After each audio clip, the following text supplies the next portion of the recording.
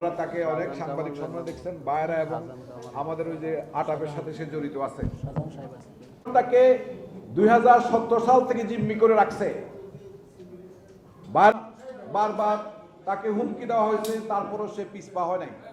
মামলার ব্যাপারে উনি বলবেন মালয়েশিয়ান শ্রমবাজারকে মুক্ত করে সকল বৈধ রিক্রুটিং এর জন্য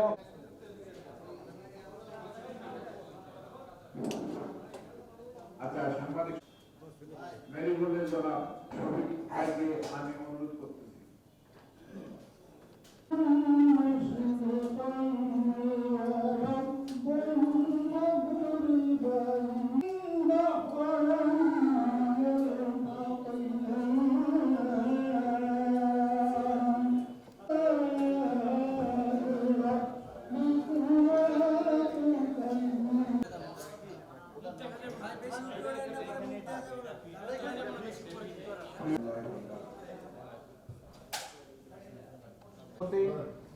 আমাদের আছে মেরিগোল্ডের শফিক ভাই, গালফের মুস্তাক আর